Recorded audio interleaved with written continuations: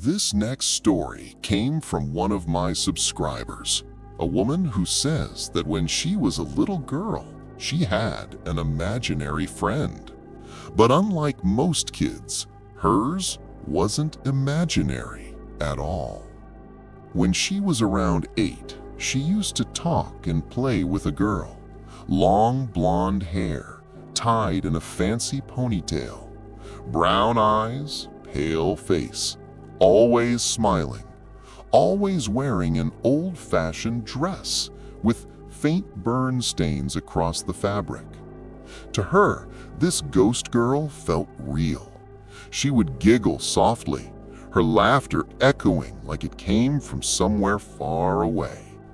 She was kind, gentle, but there was something about her that didn't belong in this world. Her mom would often pass by her bedroom and hear her talking. "Sweetheart, who are you talking to?" she'd ask. And the little girl would point to an empty chair and say, "Don't you see her, Mom?" But of course, her parents never could. She also had an older brother, the kind who loved playing cruel jokes, teasing her whenever she mentioned the ghost girl. He'd laugh, pretending to be scared, telling her that her friend would come for him next. She hated it, but she still loved him. That's why, the night it happened, she couldn't bring herself to tell anyone what she saw. One night, the girl woke up and saw her ghost friend standing near the bed. But this time, the friend wasn't smiling.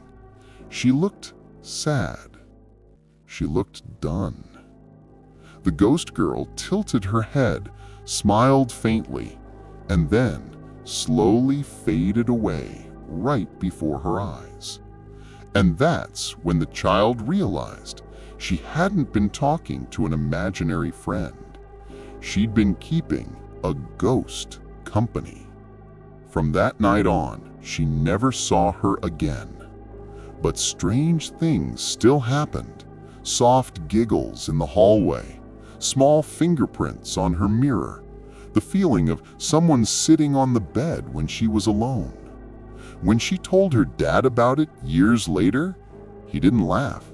He just nodded and said quietly, "I know, you got it from me." Turns out, her father had always seen spirits too.